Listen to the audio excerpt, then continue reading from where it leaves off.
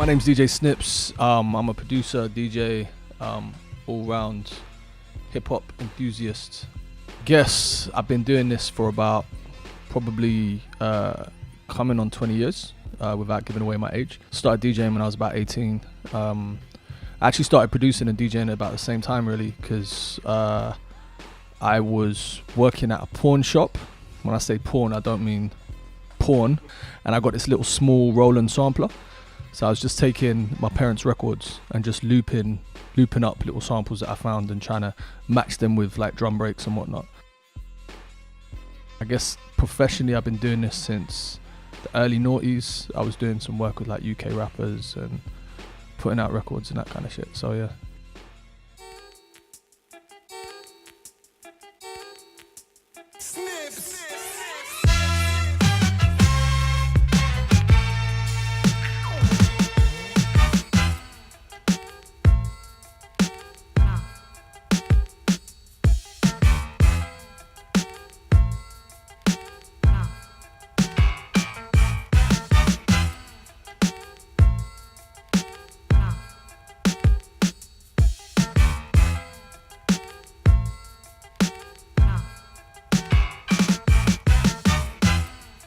I guess the first stuff I really was involved in was Doc Brown's first album and all Loki's early mixtapes.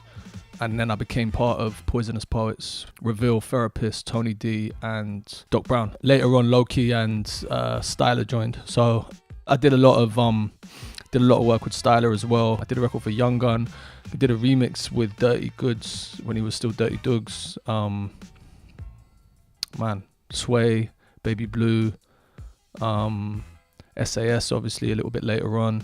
US stuff, Sky Zoo, Stimuli, Sean Price, Math Hoffa, a lot of the underground scene at the time. I'm talking like kind of mid to late noughties, a lot of that underground scene I work with. Live and direct.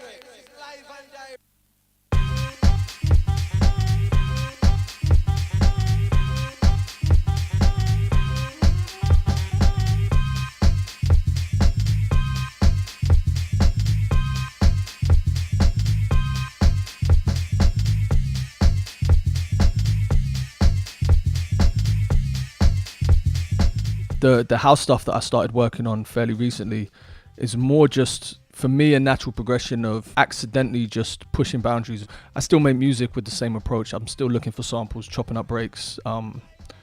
But I feel like when you only listen to one form of music, you're just kind of recreating what you're listening to. So if all I've listened to is hip hop that day, when I hear a dope sample, all I'm thinking is how can I chop it in the same kind of tempo, the same kind of way that an Alchemist or a Premier or whoever would chop it up.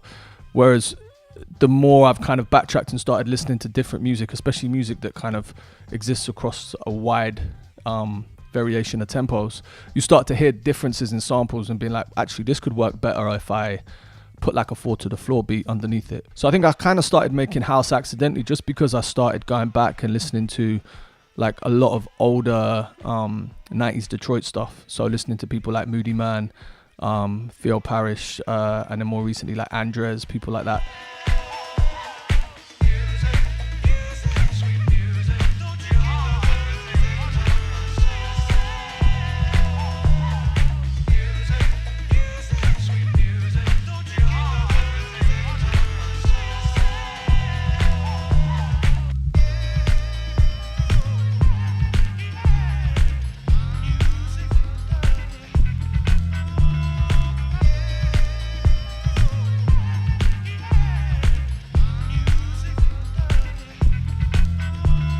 So I've got a new album coming out on Houseology, which is predominantly a house label that's run by Funk Butcher.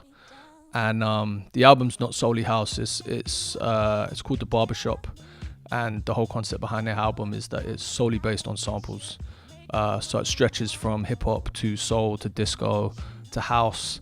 And every record on there is made by, in some way or another, everything came from a piece of vinyl.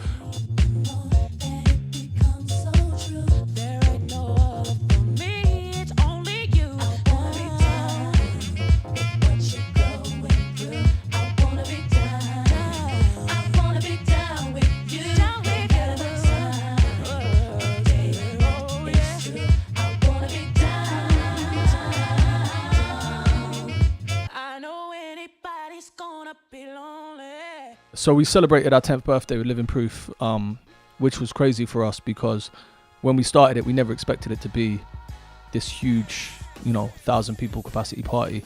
We started in a small basement in Marketplace. We'd get like 100, 150 people come through and just listen to classic hip hop music and, some like older rare groove stuff and whatnot. I'm happy with the success we've achieved, but at the same time, we've had to move away from this smaller kind of niche music that we were playing, which is what I love and which is what inspired all of us to get involved in putting on events and parties. So there's a gift and a curse to it, but I'm ultimately proud of what we've done.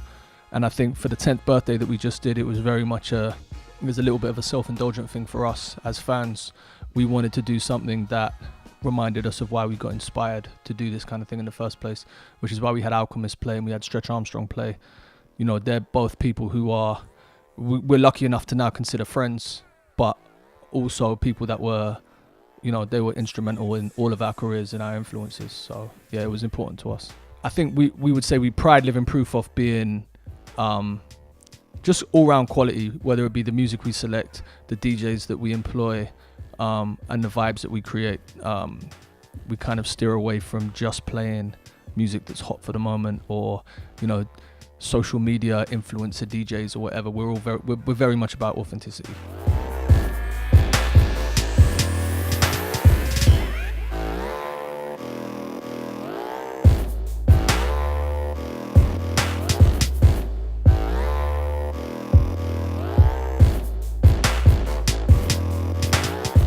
My advice to younger people, and I don't even want to seem that patronizing by giving advice to people, because I'm actually not at a point where I don't feel like I'm at that point where I can start giving advice, telling people how to get there, because I'm still trying to figure it out myself. But I would definitely say the main thing is understand the process of trends and how music changes. And once you get your head around that, it will put you in a position where you make what you want to make. So if you're trying to copy what you're hearing done on the radio, you need to understand that was made by a producer possibly 2 or 3 years ago. So by the time you're copying what they're doing, they're ahead of the curve and they've moved on to something else. So I feel like the only way to really like blaze your own trail is to pick a sound or just to do something that's authentic to you and hope people gravitate towards it.